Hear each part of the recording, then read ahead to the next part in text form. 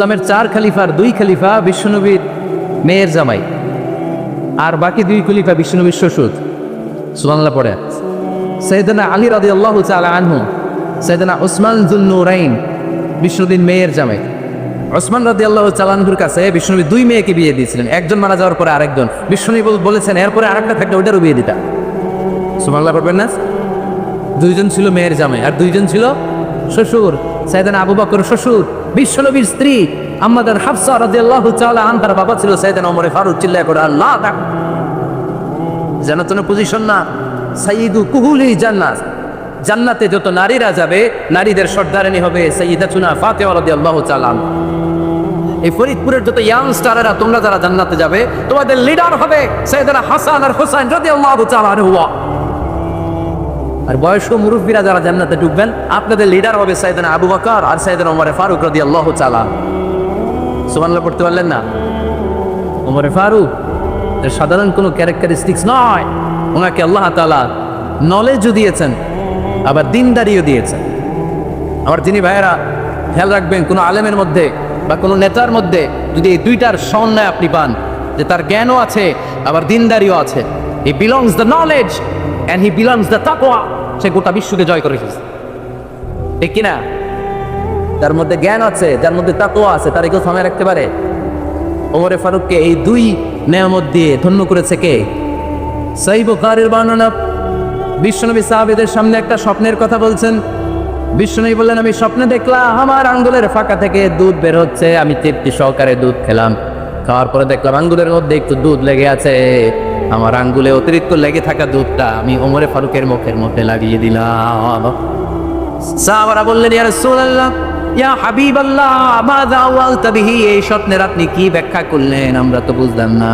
বিশ্বনবী বললেন, আওয়ালতু বিহি আল ইলম, আমি এই দুধ দিয়ে জ্ঞানের ব্যাখ্যা করেছি, কারণ ওমরকে আল্লাহ যেই জ্ঞান দিয়েছে গোটা বিশ্বের কাউকে এত জ্ঞান দেয় না। এজন্য স্বপ্নে যদি কেউ দেখেন যে আপনি দুধ খাচ্ছেন, কারণ আল্লাহ তাআলা আপনার জ্ঞান বাড়ায় দিই। ওমর ফারুককে দুধ খেয়ে অতিরিক্ত দুধের অংশটা বিশ্বনবী আবু বকর রাদিয়াল্লাহু তাআলা আনহুর মুখে দেন নাই, সাইয়েদনা উসমানের মুখে দেন নাই, আলী রাদিয়াল্লাহু তাআলা আনহুর মুখে দেন নাই। স্বপ্নে ওই অতিরিক্ত লেগে থাকা দুধটা বিশ্বনবী ওমর ফারুকের ঠোঁটের মধ্যে লাগিয়ে দিয়েছে।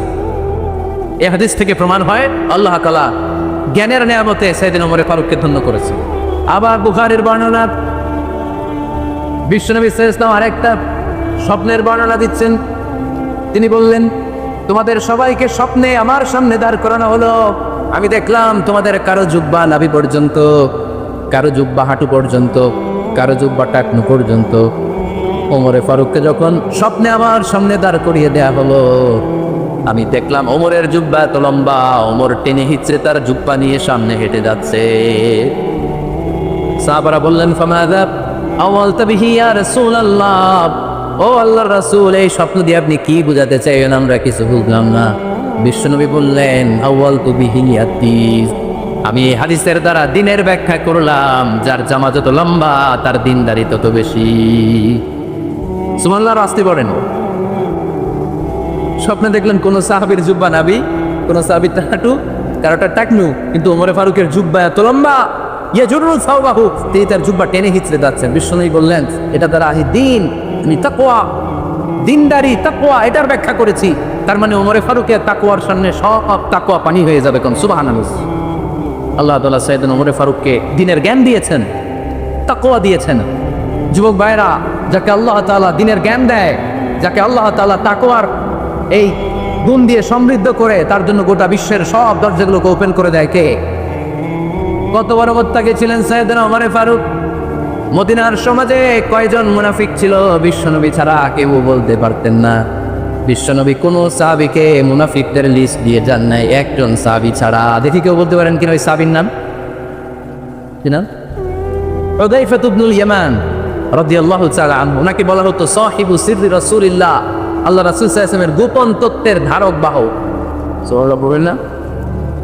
বিশ্বনবী ইন্তেকালের আগে মদিনার সমাজে মোট কয়জন মুনাফিক আছে, এই তথ্য আবু বকরকে বলেন নাই, ওমর রাদিয়াল্লাহু তাআলা আনহুকে বলেন নাই, উসমান রাদিয়াল্লাহু তাআলা আনহু, আলী রাদিয়াল্লাহু তাআলা আনহু, আশারাতুল মুবাশশিরিনা বিল জান্নাহ কোন সাহাবীকে বলেন নাই। শুধুমাত্র কেবলমাত্র একমাত্র হুযায়ফা ইবনুল ইয়ামান রাদিয়াল্লাহু তাআলা আনহুর কাছে মুনাফিকদের লিস্টে বিশ্বনবী দিয়ে দিয়েছে।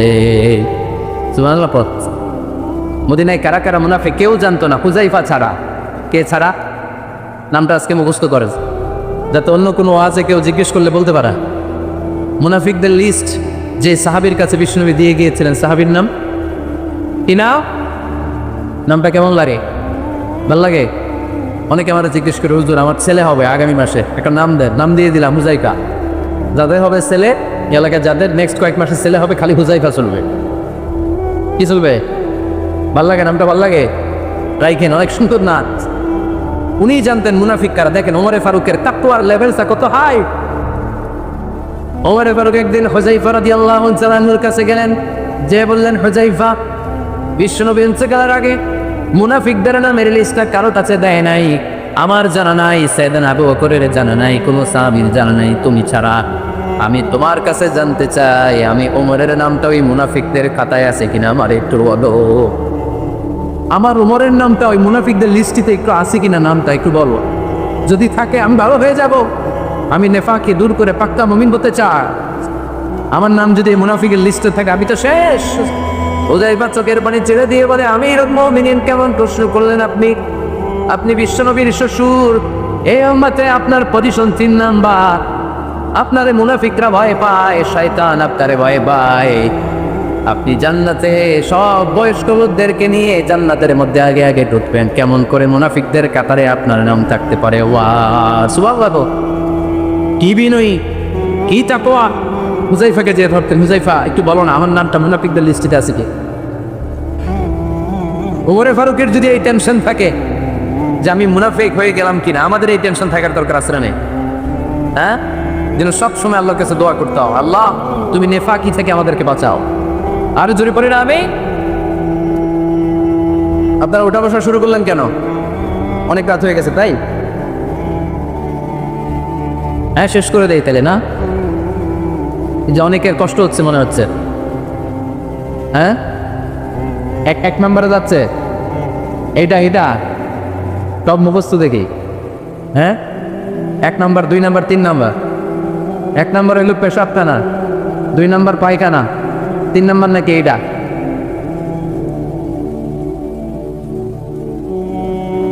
আজরা নাই না? সিগারেট কোনো মুসলমান খেতে পারে? সিগারেট বা টোবাকো প্ল্যান্টস থেকে তামাক পাতা ফরিদপুরে চাষ হয় নাকি? হয়। কোন থানায় হয় বেশি? হ্যাঁ, তামাক ক্ষেত যারা দেখছেন কোনো বেড়া লাগানো লাগে? কেন? ছাগলেও মুখ দেন। যেটা ছাগলে খায় না এটা কোনো মুমিন বান্দা খাইতে পারে? তো খান কেন এগুলো? কোথাও জিনিস। হ্যাঁ, এই পৃথিবীতে বিড়ি আর সিগারেটই একমাত্র খানা যেটা টয়লেটে ঢুকে খাওয়া দাওয়ার, তাই না? পৃথিবীতে সিগারেট আর বিড়ি একমাত্র খাবার। রাগ করবেন না, যারা খান রাগ করেন না। আবার একটু কমন সেন্সটা কাজে লাগানোর জন্য, চিন্তার জন্য বলতেছি। এটাই পৃথিবীর একমাত্র খাবার যেই খাবারের গায়ে এই খাবারের বদনাম লেখা থাকে। স্মোকিং কজেস ক্যান্সার, ধূমপান কর্কট রোগের কারণ, ধূমপান স্বাস্থ্যের পক্ষে ক্ষতিকারক লেখা থাকে না? আচ্ছা ধরেন ফরিদপুরে একটা কোম্পানি নতুন চানাচুর বের করছে, ওই চানাচুরের গায়ে লেখা এই চানাচুর খাওয়ার 1 ঘন্টার মধ্যে বমি শুরু হবে আর ডায়রিয়াও। খাবে? কি কইবে? তুই খা। দোকানদারে কি দেবে? তুই খা, তোর বমি হোক, তোর 14 গোষ্ঠীর ডায়রিয়া হোক, আমি টাকা দিয়ে এগুলো কিনবো না, ঠিক কিনা? কারণ এই প্রোডাক্টের গায়ে এই প্রোডাক্টের বদনাম লেখা, এটা আমরা কিনবো কেন? কিন্তু সিগারেটের উপরে সিগারেটের বদনাম লেখা থাকার পরেও আমরা খাই, টয়লেটে বসে খাই। এটার মধ্যে একটা পয়জন আছে, এটাকে বলে স্লো পয়জন, নিকোটিন। এটা আপনার লাং ফুসফুসকে শেষ করে দিবে, স্লো পয়জন। সিগারেট খাওয়া অনেকটা আত্মহত্যার স্বামী। বিষ খেলে সাথে সাথে মরে, সিগারেট খেলে দুকে দুকে মরে। আর সিগারেট থেকে হেরোইন, গাঁজা, পেনসিডিল, ইয়াবা, ম্যারিজুয়ানার পথে মানুষ পর বাড়ায়, পা বাড়া, তাই না? এগুলো খাবেন না। বলা চু কয়েদি কুমিল্লা তাহলুতা, নিজে নিজেকে স্বেচ্ছা ধ্বংসের দিকে ঠেলে দিও না। জীবনটা অনেক সুন্দর, জীবনটা অনেক রঙিন, আল্লাহ দেয়, জীবনটাকে উপভোগ করার দরকার আছে না নাই? এই জন্য সিগারেটকে এই ফরিদপুরের প্রোগ্রাম থেকে আমরা আজকে নো বলে দিলাম। কি বলে দিব? আওয়াজ করে সবাইকে আমরা সবাই একসাথে বলবো, সিগারেটটা কি বললাম? মনে থাকবে? মাহফিলের প্যান্ডেল থেকে বাইর হয়ে আবার ইয়েস, হ্যাঁ না ইয়েস করা যাবে না। সিগারেটটা কি বললাম? নো। ওমর ফারুক রাদিয়াল্লাহু তাআলা আনহু আমাদের সুপার হিরো, আমাদের সবাই বলেন আমাদের, উনি কত বড় সুপার হিরো শোনেন। উনি জুমার খুতবা দিচ্ছেন, কি দিচ্ছেন? মসজিদে নববীতে খুতবার মাঝখানে হঠাৎ বললেন, ইয়া সারিয়াতুল জাবাল, ইয়া সারিয়াত ইবনে জানিমিল জাবাল। এই কথা বলেই আবার খুতবা দিতে শুরু করলেন। ওনার এই ইয়া সারিয়াত ইবনে জানিমিল জাবালের সাথে আগের কথার কোনো মিল নাই, পরের কথারও কোনো মিল নাই। জুমার নামাজের পর মুসল্লি সাহাবারা ধরলেন, বললেন, ইয়া আমিরুল মুমিনিন। খুতবার মাঝখানে হঠাৎ করে ইয়া সারিয়াত ইবনে জানিমিল জাবাল বলে আপনি চিৎকার করলেন কেন? আপনার এই বাক্যের সাথে আপনার খুতবার আগের বাক্যের কোনো মিল নাই, আপনার খুতবার পরের বাক্যেরও কোনো মিল নাই। এই কথা আপনি কারে বললেন? চারে উদ্দেশ্য করে বললেন। এই কথার তাৎপর্য কি আমাদেরকে বুঝিয়ে বলে। ওমর ফারুক বললেন, আমি যখন খুতবা দিচ্ছি আমি দেখতে পেলাম ওই যে কয়েক মাস আগে আমি আবার মুসলিম সেনাবাহিনী পারস্য আক্রমণের জন্য পাঠিয়েছি বর্তমান ইরানের ওই বিশাল এলাকাতে পারস্যে আমি আমার ব্যাটালিয়ন পাঠিয়েছি। আমি হঠাৎ করে দেখতে পেলাম আমার মুসলিম বাহিনীর সেনাপতি যুদ্ধের এক পর্যায়ে তার ডানে আছে উপত্যকা, বায়ে আছে পাহাড়, সে পাহাড়ি রাস্তা ছেড়ে দিয়ে উপত্যকার দিকে যেতে শুরু করেছে।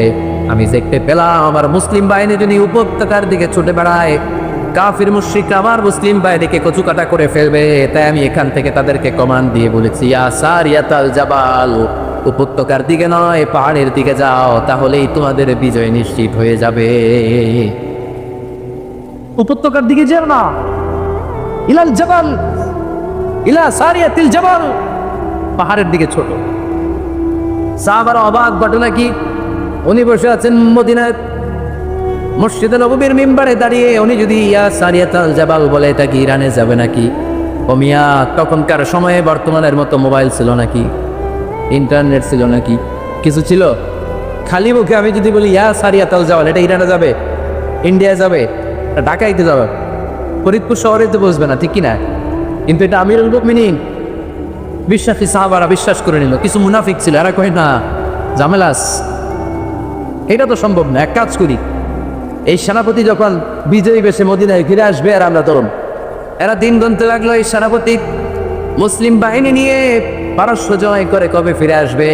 এই মুনাফিকের দলগুলো কখনো সেনাবাহিনীকে অভ্যর্থনা জানাতে যেত না, কিন্তু এইবার সবার আগে মদিনার উপকণ্ঠে যে সেনাপতিদেরকে অভ্যর্থনা জানানোর জন্য ফুল নিয়ে রেডি। ফুল নিয়ে দাঁড়ায় সেনাপতি ঢুকার সাথে সাথে ধরছে, সেনাপতি কোত্থেকে আসছে? পারস্য জয় করে আসছে। এমন এমন দিন, জুমার দিন, দুপুরবেলা, যুদ্ধের মাঝখানে আমিরুল মুমিনিনের কণ্ঠের কোন কথাবার্তা শুনছো নাকি? সেনাপতি অবাক, তোমরা জানলে কেমনে? শুনছি তো, সুবহানাল্লাহ বলবেন না? আমরা যুদ্ধে একটা ভয়ঙ্কর অবস্থার মধ্যে ছিলাম, পেছন থেকে শত্রু আমাদেরকে আক্রমণ করতে শুরু করে দিল। ডানে যাব না বায়ে যাব, সামনে যাব নাকি পেছনে যাব, রাস্তা খুঁজে পাচ্ছি না।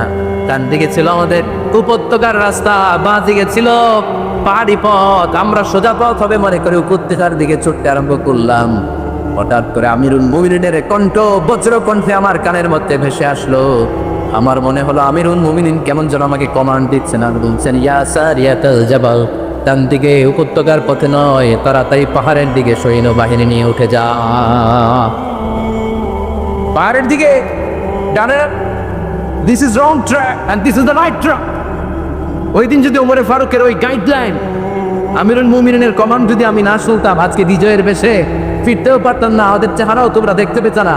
ওমর ফারুকের ওই কমান্ড, ওই গাইডলাইন অদৃশ্য থেকে শোনার কারণে এই পারস্যের মধ্যে আমাদেরকে সেই যুদ্ধে বিজয় দান করেছে কে? This is Omar Farooq, this ফাকুত।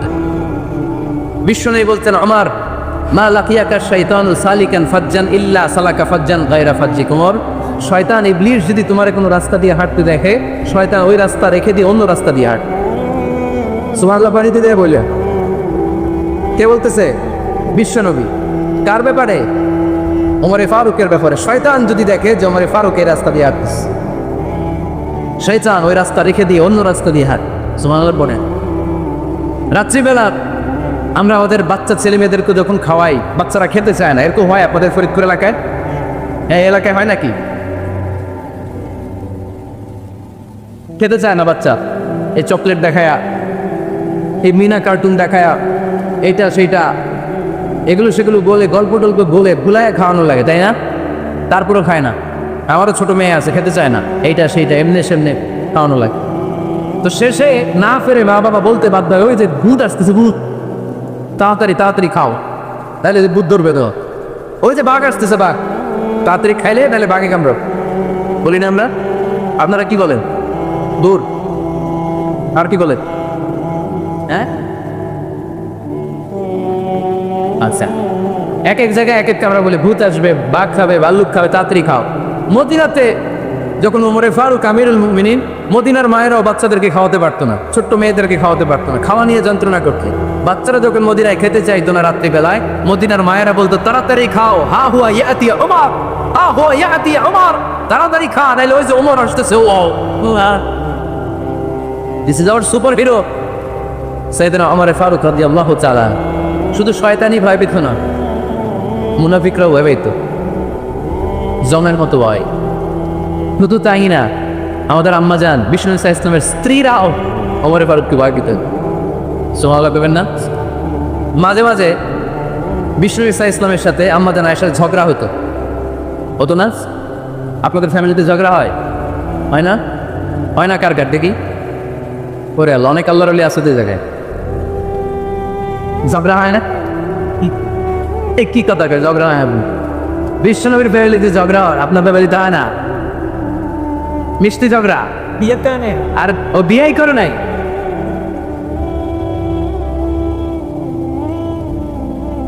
ঝগড়া তো হবেই, দাম্পত্য জীবনের মজাটাই তো এখানে। কখনো ঝগড়া, কখনো আনন্দে, একটু বৃষ্টি, একটু রোদ, একটু হাসি, একটু কান্না, ভালো লাগে, ভালোবাসা শেয়ার করে নেয়া, মিলেমিশে একাকার হয়ে যাও, ঠিক কি না? আল্লাহর হাবিব সাল্লাল্লাহু আলাইহি ওয়াসাল্লামের সাথে আম্মাজান আয়েশার ঝগড়া হতো।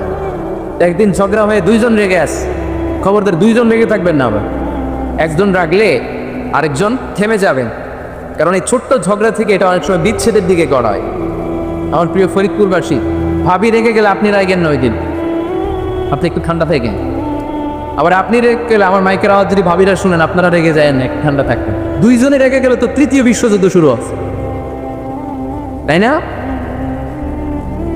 একজন রেগে গেলে আরেকজন ঠান্ডা, কারণ এই সামান্য ঝগড়া থেকে ইগোর কারণে এটা বিচ্ছেদ আর ডিভোর্স পর্যন্ত গড়ায়। আর শয়তান এখানে উস্কানি দেয়, কারণ ইমানদারদের ফ্যামিলি ভাঙতে পারলে শয়তান সবচেয়ে বড় খুশি হয়, আর ইমানদারদের ফ্যামিলি টিকে থাকলে খুশি হয়ে যায় কে? আম্মাজান আয়েশা রাদিয়াল্লাহু তাআলার সাথে বিষ্ণু ইসলামের ঝগড়া হতো মাঝে মাঝে।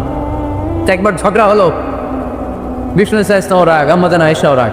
বিষ্ণু বললেন, আয়েশা, ঝগড়া করে আর কতক্ষণ থাকবো, আসো মিটমাট করি। আয়েশা রাদিয়াল্লাহু বললেন, ঠিক আছে, মিটমাট করলি।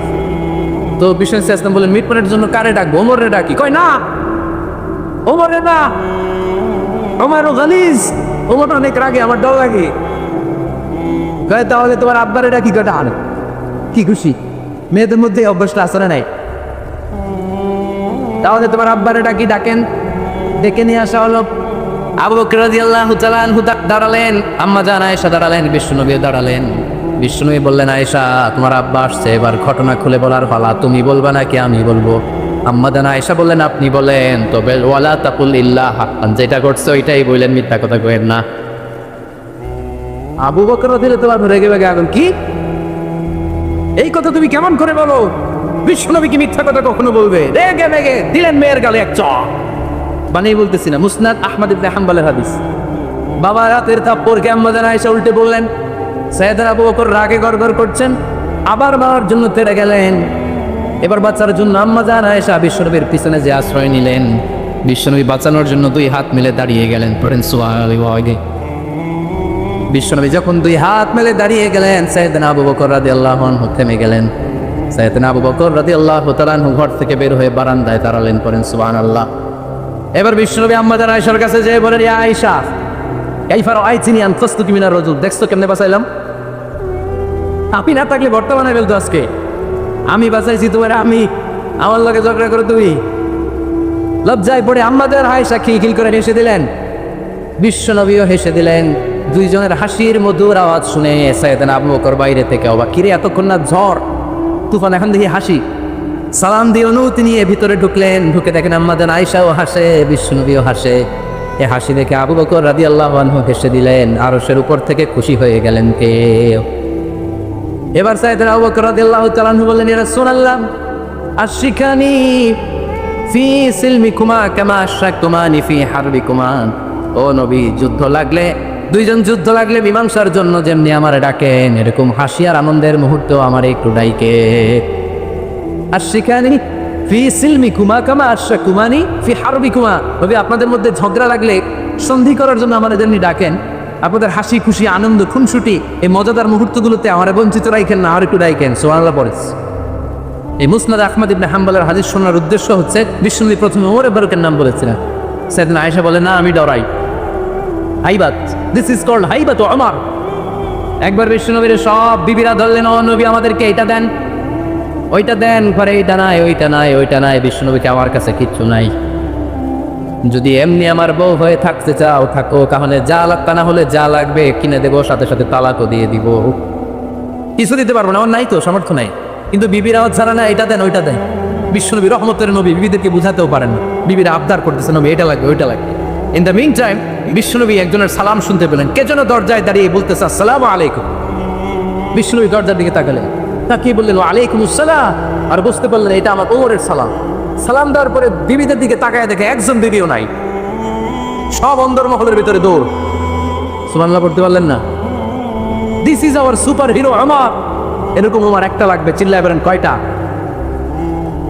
একটা ওমর গোটা বিশ্বকে সোজা করে দিবে, একটা ওমর সবল আর দুর্বলের সব পার্থক্য দূর করে দিবে, মাজলুমের উপর জালিমের অত্যাচারের অবসান ঘটায় দিবে, ওটা বিশ্বটাকে সাম্য, মৈত্রী, ভালোবাসার ইনসাফ দিয়ে পরিপূর্ণ করে দিবে। সেই ওমরের অপেক্ষায় আমি নিজের ছেলেকে 80টা বেত মেরেছেন। কয়টা? 80টা বেত মেরেছে। এই ব্যাপারে অনেকগুলো বর্ণনা পাওয়া যায়। সবচেয়ে সহিহ বর্ণনা হচ্ছে মুয়াত্তা ইমাম মালিকের বর্ণনা। ওমর ফারুক রাদিয়াল্লাহু তাআলা আনহু ছেলে আব্দুর রহমান মারুফুন বিআবি শাহমা ছিলেন মিশরে, ওখানে নাবিজ খেয়েছিলেন। নাবিজ হচ্ছে আরব দেশের লোকেরা দুধের মধ্যে শক্ত খুরমা রাত্রেবেলা ঢেলে দিত, ঢেলে দিলে সারা রাত ওই খুরমার রসটা দুধের সাথে মিশে দুধটা লাল হয়ে যেত। এটারে সকালবেলা খেত, খুব সুস্বাদু, এটাকে বলে নাবিজ। কিন্তু এটা রাতে ভিজাইলে সকালেই খাইতে হয়, রেখে দিলে আবার একটু সমস্যা হয়, এটা অনেকটা তারির মতো হয়ে যায়, মাতলামি চলে আসে। তো ওরে ফারুকের ছেলে নাবিজ খেয়েছেন, মদ খাননি, নাবিজ। কিন্তু নাবিজ খাওয়াতে সাকরান চলে এসেছে। সাকরান চলে আসাতে এটা যখন প্রমাণিত হয়েছে, আমর ইবনে আস রাদিয়াল্লাহু তাআলা আনহু নাকি 80 বেত মেরেছেন মিশরে। তবে নিয়ম হচ্ছে সবার সামনে, কিন্তু সবার সামনে না মেরে একটু গোপনে মেরেছে। এই তথ্য যখন ওমরে ফারুকের কাছে এসেছে, উনি বললেন না, মারতে হবে সবার সামনে, আলাদা মারলা কেন? ও মদিনায় ফিরে আসলে আমি আবার 80টা মারব। মদিনায় ফিরে আসার পরে সাইয়েদনা ওমরে ফারুক ওই আগের 80টারে আর ধরেন নাই, নিজ হাতে আবার 80টা বেত মেরেছে। এই বেত মারার 1 মাস পরে এই আবু শামা ইন্তেকাল করেছে। অনেক ঐতিহাসিক বলে এই বেতের আঘাতে মরেছে, কেউ কেউ বলেছে নিজের রোগের কারণে মরেছে। কিন্তু দিস ইজ দ্য ইনসাফ সিস্টেম অফ আমা। নিজের ছেলে বলে ছেড়ে দেয় নাই। এখন নিজের ছেলে হইলে 7 খুন মাফ, না তার ছেলে হইলে 10 খুন মাফ, এলাকার মরণের ছেলে হইলে 10 খুন মাফ। ও পার্সিয়ালিটি ইসলাম, ইসলামে পার্সিয়ালিটি নাই। আপনি নেতার ছেলে হন, আপনি বিজনেস ম্যাগনেটের ছেলে হন, আপনি যেই হন না কেন, ইসলামের দৃষ্টিতে সবাই সমান। চিল্লায় বলেন ঠিক কিনা? বানু মখজুমিয়া গোত্রের এক নারী চুরিতে ধরা পড়ল। সাহাবারা বললেন, নবী মদিনার সবচেয়ে ভেরি প্রেস্টিজিয়াস এন্ড ডিগনিফাইড ফ্যামিলির মেয়ে, আপনি হাত কাইতেন না। মানে ইসলামের নিয়ম, চুরি করলে কি কেটে দাও? বিষ্ণু বললেন, বলো কি? হাত না কাটার জন্য তোমরা আমাকে রেকমেন্ড করছো? এটা আল্লাহর আইন, পৃথিবীর কেউ রেকমেন্ড করলো শোনার ক্ষমতা আমার নাই। কারণ আইনটা দিয়েছে কে? লাউ কানাত ফাতিমাতু বিনতি মুহাম্মাদিন সারাকাত লাকাতা মুহাম্মাদুন ইয়াদাহা। আরে বনু মাকসুমিয়া মেয়ে তো দূরের কথা, আমার কলিজার টুকরা ফাতেমাও যদি আজ চুরিতে ধরা পড়তো, তার হাত কেটে দিতে আমি 1 মিনিটে দেরি করতাম না। দিস ইজ ইসলাম। এই হচ্ছে ওমরে ফারুকের মানাকিব। এরকম ওমরে ফারুক কয়টা লাগবে? আওয়াজ করে বলতে হবে, কয়টা লাগবে? একটা লাগবে। এই সাইয়েদনা ওমরে ফারুক মদিনার প্রথম চিফ জাস্টিস ছিলেন। সর্বপ্রথম ওনার পরামর্শে সাইয়েদনা আবু বকর রাদিয়াল্লাহু তাআলা আনহু কোরআনকে সংকলন করেছে। আমরা এই যে কোরআন পড়ি 30 পারা, এমদাদিয়া লাইব্রেরির 114টা সূরা, কত সুন্দর সন্নিবেশ করা হয়েছে, এখানে সাজানো হয়েছে। আল্লাহর হাবিব সাল্লাল্লাহু আলাইহি ওয়াসাল্লামের সময় কি এরকম কোরআন ছিল নাকি? ছিল না। খেজুর পাতার মধ্যে, গাছের বাকলের মধ্যে, ওটের বড় হাড্ডির মধ্যে আর পাথরের মধ্যে খোদাই করা কোরআন ছিল। সাইয়েদনা আবু বকরের সময় রাদিয়াল্লাহু তাআলা আনহুর সময় যুদ্ধ হলো, 70 জন হাফেজ সাহাবী ইন্তেকাল করলেন। সাইয়েদনা আবু বকর রাদিয়াল্লাহু তাআলা আনহুকে ডেকে ওমরে ফারুক, এইভাবে হাফেজে কোরআন সাহাবীরা যদি দুনিয়া থেকে বিদায় হয়ে যায়, আল্লাহর কোরআনও তো বিদায় হয়ে যাবে। আমার পরামর্শ হলো আপনি সব বয়োজ্যেষ্ঠ সাহাবীদেরকে একসাথে করে কোরআনের সব কাগজগুলোকে একসাথে করে একটা নির্ধারিত কপির মধ্যে কোরআনকে সংকলন করে ফেলে। সাইয়েদনা আবু বকর বললেন, যেটা আমার নবী করেন এটা আমি কেমনে করি? কিন্তু ওমরে ফারুক নাছরবান্দা বলে না, এটা করলে কোনো খারাপ হবে না, ভালোই হবে। মুসলিম উম্মার জন্য এক জায়গায় কোরআন সন্নিবেশিত থাকবে, আপনি করেন। সাইয়েদনা আবু বকর রাজি হয় না, ওমরে ফারুকও ছাড়ে না। ওমরে ফারুক বলতে বলতে বলতে বলতে এমন ভাবে সাইয়েদনা আবু বকর রাদিয়াল্লাহু তাআলা আনহুকে ধরলেন, সব শেষে সাইয়েদনা আবু বকর ওমরে ফারুকের কথায় কোরআন সংকলনে রাজি হয়ে গেলেন। পড়েন সুবহানাল্লাহ। উনি বললেন, ওমর যখন আমাকে বারবার বুঝাতে লাগলো, আল্লাহ তাআলা আমার হৃদয়টা ওমরের কথা শোনার জন্য খুলে দিলেন। আল্লাহ তাআলা কেমন যেন আমাকে এলহাম করলেন, আবু বকর করো, এই কাজের মধ্য দিয়ে আমি আমার কোরআনকে গোটা বিশ্বে জীবিত রেখে দেব। This is Omar. এই যে আমরা হিজরি সনের যে আমরা গণনা করি, এই হিজরি সনের প্রবর্তক হচ্ছে সাইয়েদনা ওমর ফারুক। সুবহানাল্লাহ। নাই আপনাদের মনোযোগ আসছে না গেছে? কই ঘুমাই গেলেন মনে হয়? তাকবীর দেন তো একজন আওয়াজ করে।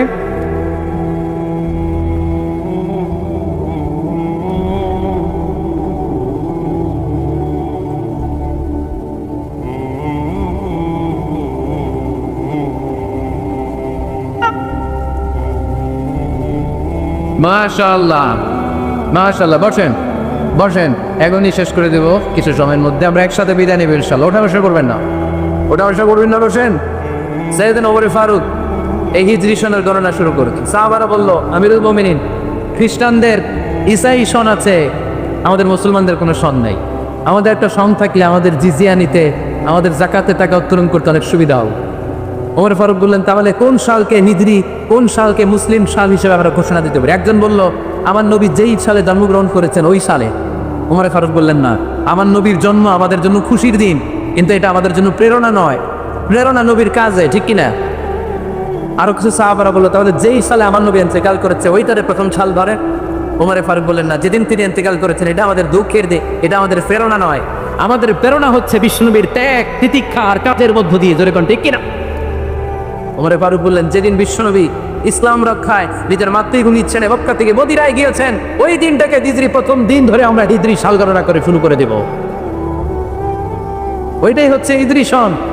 সেখান থেকে হিজরি সনের প্রবর্তন করেছেন সাইয়েদনা ওমর ফারুক রাদিয়াল্লাহু তাআলা আনহু। এই যে স্টেট গভর্নমেন্ট, এই যে প্রিজন, জেলখানা, ক্যান্টনমেন্ট, সচিবালয়, গণভবন, বঙ্গভবন, মুক্তিযোদ্ধাদের ভাতা, রাষ্ট্রীয় ভাতা, এই সব নিয়ম কানুন সাইয়েদনা ওমর ফারুক তার রাষ্ট্রীয় আমলে তিনি নিজে করেছেন। চিল্লায় পড়ে আল্লাহু আকবার। মুসলমানদের আলাদা কারেন্সি, নিজস্ব মুদ্রা ব্যবস্থা নিজে চালু করেছেন। সৈনিকদের মধ্যে যারা বিবাহিত, প্রতি 6 মাস অন্তর অন্তর 1 মাসের ছুটি কাটাতে তারা ফিরে আসবে, সাইয়েদনা ওমর ফারুক চালু করেছেন। চিল্লায় এক আওয়াজ করে পড়ে আল্লাহু আকবার। এই যে আমরা 20 টাকা সালাতুত তারাবি পড়ি রমাদানে, পড়েন না আপনারা? এটা সাইয়েদনা ওমর ফারুক চালু করেছে। সুবহানাল্লাহ পড়তে পারলেন না? কোরআনে মোট 22টা আয়াত আছে যেখানে সাহাবারা ইনডিসিশনে ভুগছিল। বিশ্বনবীর মত একটা, ওমর ফারুকের মত আর একটা। এই 22 জায়গায় আল্লাহ তাআলা বিশ্বনবীর মতের পক্ষে আয়াত নাজিল না করে ওমর ফারুকের মতের পক্ষে কোরআনের আয়াত নাজিল করে। আওয়াজ করে পড়েন আল্লাহু আকবার। এদিকে উঠলেন কেন আপনারা? যারা উঠছেন আমার দিকে তাকান। ঢুকতেছে বাড়ি থেকে, ঢুকতেছে বাড়ি থেকে, লোকজন ঢুকতেছে ভিতরে, কিছু ভিতরে ঢুকতেছে, কিছু বাইরে দিচ্ছে না।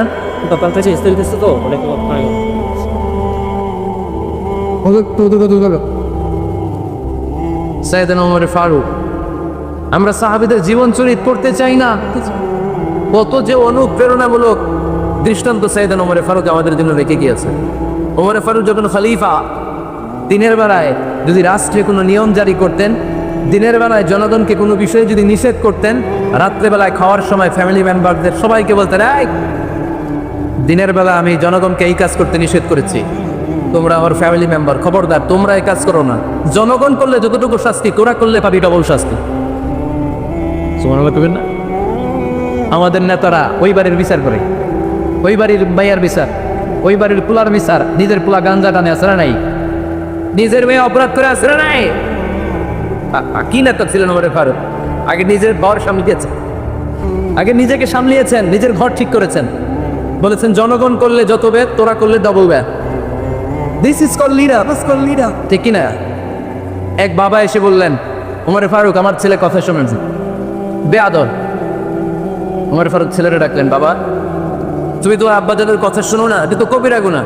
ছেলে বলে, ওমরে ফারুক সব দায়িত্ব আল্লাহ ছেলে মেয়েদেরকে দিয়েছে, বাবা মাকে কোনো দায়িত্ব দেয়নি। ওমরে ফারুক বললেন, অবশ্যই দায়িত্ব দিয়েছে। তাহলে বলেন আমার বাবার দায়িত্ব কি? উনি বললেন, প্রাইমারিলি প্রথমত 3 দায়িত্ব। আইয়ান চাকিয়া উম্মা, পৃথিবীর প্রতিটি বাবার উচিত ছেলেদের মেয়েদের জন্য ভালো মায়ের ব্যবস্থা করা। 2 নম্বরে আইয়কসিনা ইসমা, সুন্দর তার একটা নাম রেখে দেয়া। 3 নম্বর ইউআল্লিমাহুল কিতাব, তার আল্লাহর কিতাব শিক্ষা দেওয়া। এবার ছেলেকে আমার আব্বা 3টার একটাও করে নেই। এবার ওমরে ফারুক রেগে গেলেন, বাবার কাঁধে ধরলেন, বললেন তুই ছেলের জন্য বিচার নিয়ে আসলি, তোর 3টা দায়িত্বের একটাও তুই পালন করিস নাই। ছেলে বলে, আমিরুল মুমিনিন আমার মা নর্তকী, আমার মা মাজুসি, আমার মায়ের মধ্যে কোনো আদব কাদব নাই, সুন্দরী রেখে আমার মা রে বাবা বিয়ে করছে, আমার মায়ের কাছ থেকে জীবনে কিছু শিখি নাই। 2 নাম্বার সাম্মানি খানফাসা, আমার বাবা আমার নাম রেখেছে চামচিকা। কি নাম রাখছে? এটার নাম হইলো একটা, এরকম উল্টাপাল্টা নাম আছে না? নাই না, এগুলো রাখবেন। আব্দুল্লাহ রাখবেন, আব্দুর রহমান রাখবেন, আর একটা কি বলছি আজকে, হুযাইফা রেখে দিই, পারবেন? ওয়ালাম ইউআল্লিমনি হারফাম মিন কিতাবিল্লাহ আমিরুল মুমিনিন, শুধু তাই না, আল্লাহর কোরআনের একটা অক্ষর আমার বাবা কোনোদিন আমারে শিক্ষা দেয় না। ওমর ফারুক রেখে গেলেন। এবার বাপের কান্দে ধইরা মারতে শুরু করলো, তুই পোলার নামে বিচার নিয়ে এসেছিস, তোরে বাইর দিব আগে। এরকম নেতার দরকার আছে না নাই? এক সাহাবী সালাত পড়ছিলেন, সালাত পরে আল্লাহর হাবিব সাল্লাল্লাহু আলাইহি ওয়াসাল্লামের কাছে আসলেন। আল্লাহ রাসূল বললেন, সাল্লি ফাইন্নাকা লাম তুসাল্লি, repeat your salat because you didn't offer your salat in a correct way. আবার নামাজ পড়া হয়নি। সাহাবী যে আবার পড়লেন, আবার আসলেন, আল্লাহর হাবিব বললেন আবার পড়া হয় নাই। সাহাবী পরে আসলেন, আল্লাহর হাবিব বললেন, সাল্লি ফাইন্নাকা লাম তুসাল্লি, আবার নামাজ পড়া হয় নাই। এবার সাহাবী এসে কেঁদে দিলেন, এসে বললেন, ইয়া রাসূলুল্লাহ এর চেয়ে ভালো তো আমি পড়তে পারি না। আল্লাহর হাবিব জড়িয়ে ধরলেন আর বললেন, আসো শিখিয়ে দেই কেমন করে সালাত পড়বে। সালাতে কোনো তাড়াহুড়ো করবে না। রুকুতে যখন যাবে তোমার পিঠটা হবে স্ট্রেইট ফরওয়ার্ড, স্ট্রেইট ফরওয়ার্ড। রুকু থেকে সোজা হয়ে দাঁড়াবে, 2 সেজদার মাঝখানে সোজা হয়ে বসবে। সেজদায় যখন যাবে রিল্যাক্স করবে। সালাতে কি করতে হয়? রিল্যাক্স। আমার সাথে সাথে সবাই আওয়াজ করে পড়েন, রিল্যাক্স। সালাতে রিল্যাক্স করবেন আপনি, তাড়াহুড়ো করতে পারবেন না, না। আল্লাহর হাবিব সাল্লাল্লাহু আলাইহি ওয়াসাল্লাম শিখালে কিভাবে সালাত পড়তে হয়। তার মানে এই নবীরে বাদ দিলে সালাত বোঝা যায়, এই নবীকে বাদ দিলে সিয়াম বোঝা যায় না। সিয়াম কেমন করে পালন করতে হয় এই নবী শিখিয়েছে। এই নবীকে বাদ দিলে হজ বোঝা যায় না, কারণ এই হাবিব বলেছেন, খুযু আন্নী মানাসিকাকুম, কেমন করে হজ করতে হয় আমার কাছ থেকে শিখে নাও। এ নবী এমন নবী, এ নবীরে বাদ দিলে জান্নাতে যাওয়া যায় না, ঠিক কিনা? এই জন্য এই হাবিবের বাদ দেওয়া যাবে? আল্লাহর হাবিবের চাইতে শ্রেষ্ঠ কাউরে পাওয়া যাবে? আমার নবীর চাইতে বিশ্বস্ত কেউ আছে? সে কোন বন্ধু বলো বেশি বিশ্বস্ত, সে কোন বন্ধু বলো বড় বিশ্বস্ত, কার কাছে মন খুলে দেয়া যায়, কার কাছে প্রাণ খুলে দেয়া যায়, হওয়া যায় অতি আশ্বস্ত, তার না আহমদ বড় বিশ্বস্ত। সুবহানাল্লাহ পড়। ওনার চাইতে বিশ্বস্ত গোটা দুনিয়ায় দ্বিতীয় কাউকে খুঁজে পাওয়া যাবে? এজন্য উনি যা নিয়ে এসেছেন ওইটাই আমাদেরকে ধরতে হবে, because he is our model. তিনি আমাদের সেলিব্রিটি, তিনি আমাদের মডেল। তিনি যেমন যেমন করেছেন তেমন তেমন করলে লাভ না লস? আওয়াজ করে বলতে হবে, লাভ না লস। এজন্য আল্লাহর হাবিব সাল্লাল্লাহু আলাইহি ওয়াসাল্লামের আদর্শই আমাদের আদর্শ, ঠিক কিনা? ওমা আতাকুমুর রাসূলু ফাখুযুহু ওমা নাহাকুম আনহু ফানতাহু। Whatever he brings to it, take it. Whatever he forbids, abstain from it. তিনি যা নিয়ে এসেছেন ধরো, তিনি যা নিষেধ করেছেন ছাড়ো। পারা যাবে? আমি প্রশ্ন করি, উত্তর দেন। তিনি যা নিয়ে এসেছেন ধরো। আওয়াজ করে বলবেন, তিনি যা নিয়ে এসেছেন, তিনি যা নিষেধ করেছেন, এতেই কল্যাণ। দুনিয়াতেও কল্যাণ, আখিরাতেও কল্যাণ, ঠিক কিনা? যা নিয়ে এসেছেন এতে বারাকাত, যা নিয়ে এসেছেন এতে কল্যাণ, যা নিয়ে এসেছেন এতে রাহমা। যেটা নিষেধ করেছেন ওটার মধ্যে গজব, ঠিক কিনা? যেটা নিষেধ করেছেন ওটার মধ্যে ক্ষতি, যা তিনি বারণ করেছেন ওইটাতে লস। আমরা লসের খাতায় নাম তুলতে চাই না। এই জন্য আল্লাহর হাবিব সাল্লাল্লাহু আলাইহি ওয়াসাল্লাম যা নিয়ে এসেছেন আমরা সেটাই ধরবো, যা থেকে তিনি বারণ করেছেন ওটা ছাড়বো। আমি খুতবার শুরুতে এই আয়াতটাই তেলাওয়াত করেছি। আল্লাহ ইরশাদ করছেন, ওমা আতাকুমুর রাসূলু ফাখুযুহু ওমা নাহাকুম আনহু ফানতাহু। তোমাদের নবী যা নিয়ে এসেছেন ধরো, যা নিষেধ করেছেন ছাড়ো, কারণ তিনি তোমাদের মডেল। আমাদের মডেল কোনো কবিরা না, আমাদের মডেল হচ্ছে নবীরা, ঠিক কিনা? নায়ক নায়িকা, গায়ক গায়িকা, ক্রিকেটার, বিজনেস ম্যাগনেট, এরা আমাদের মডেল নয়। আমাদের মডেল হচ্ছে বিশ্বনবী মুহাম্মদ সাল্লাল্লাহু আলাইহি ওয়াসাল্লাম। খোদ ইউরোপে বর্তমানে এই নামটা সবচেয়ে বেশি জনপ্রিয়, MUHAMMAD। সুবহানাল্লাহ পড়বেন না? সবচেয়ে জনপ্রিয় নাম কি? মুহাম্মদ। কারণ ইউরোপের ইয়াং সোসাইটি, মুসলিম ইয়াং সোসাইটির ছেলেরা এমনভাবে তারা দাওয়াতি কাজ করতে শুরু করেছে, বিষ্ণু ইসলামের নামটা গোটা ইউরোপ জুড়ে ছড়িয়ে পড়েছে। কিছু ছেলে ক্লিনলিনেস অ্যাওয়ারনেস ক্যাম্পেইন করেছে, পরিচ্ছন্নতা অভিযান, যেখানেই ময়লা ক্লিন করে, কিন্তু কোনো কথা বলে না। প্রত্যেকে একটা টি শার্ট গায়ে দেয়, একটা গেঞ্জি পরে, ওই টি শার্টের পেছনে লেখা থাকে MUHAMMAD, মানে কি? মুহাম্মদ। যারাই তাদের কার্যক্রম দেখে তারা দেখে তাদের গেঞ্জির পিছনে লেখা MUHAMMAD। কি চমৎকার আইডিয়া! ইউরোপিয়ান লোকদের মাথায় চিন্তা, কারা এরা, এত ভদ্র কেন, কেন এত পরিচ্ছন্নতার অভিযান করে, আর তাদের গেঞ্জির পিছনে এই শব্দটা লেখা কেন, MUHAMMAD? Who is this? Who is this personality? We don't know anything about it. আমরা তো কিছু জানি না ওনার ব্যাপারে। দেন দে সার্চ ইন গুগল। তারা গুগল করে, ইন্টারনেটে সার্চ দেয় মুহাম্মদ লিখে, ইন্টারনেট তাদেরকে মুহাম্মদ সাল্লাল্লাহু আলাইহি ওয়াসাল্লামের জীবনী দিয়ে দেয়। তারা মনের অজান্তে বিশ্বনবীর জীবনী জেনে বিশ্বনবীর আশেক হয়ে যায়, বিশ্বনবীর প্রেমে পাগল হয়ে যায়। যাদের নসিব ভালো, অনেকে কালিমা পড়ে মুসলমান হয়ে যায়। এই জন্য বিশ্বনবী সাল্লাল্লাহু আলাইহি ওয়াসাল্লাম তিনি হচ্ছেন আমাদের মডেল, ঠিক কিনা?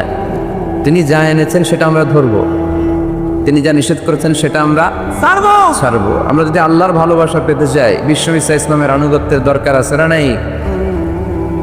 এজন্য আল্লাহ বললেন, কুল ইন কুনতুম তুহিব্বুনাল্লাহা ফাত্তাবিউনি ইউহিব্বুকুমুল্লাহ ওয়া ইয়াগফির লাকুম যুনুবাকুম ওয়াল্লাহু গফুরুর রহিম। আল্লাহকে যে পাইতে চায়, হযরত কে ভালোবেসে, আরশ কুরসি লৌহ কালম না চাইতে পেয়েছে সে।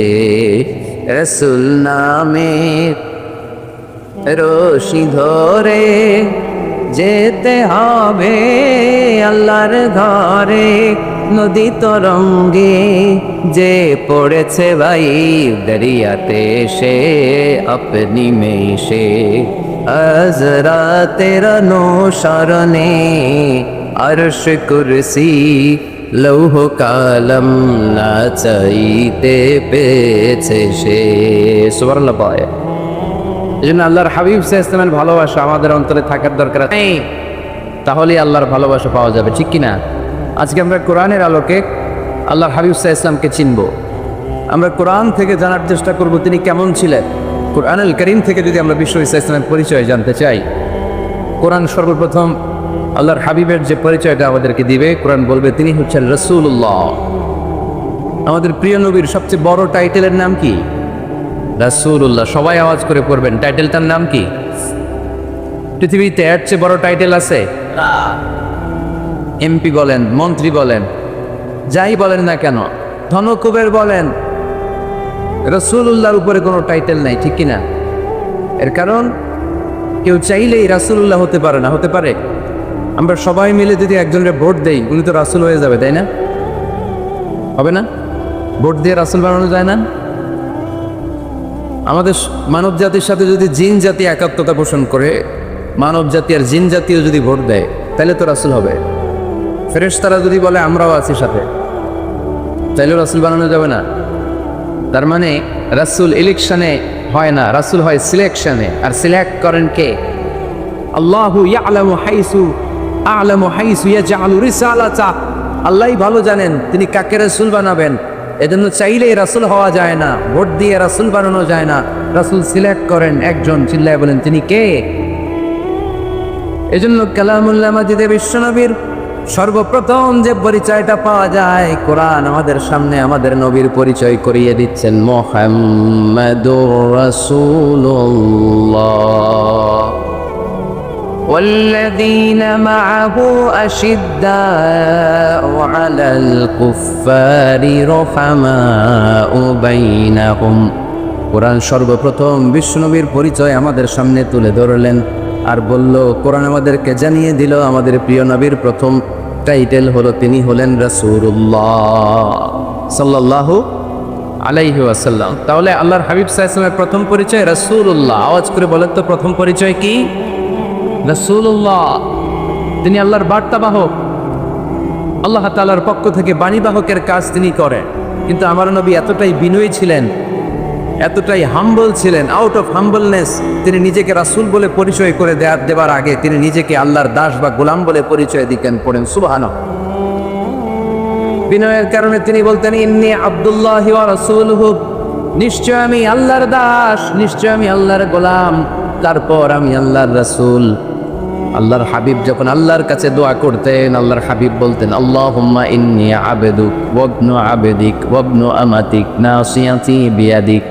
আল্লাহর হাবিব বলছেন, আল্লাহ আমি আপনার গোলাম, শুধু আমি আপনার গোলাম নই, আমি গোলামের ঘরের গোলাম। আল্লাহু আকবার।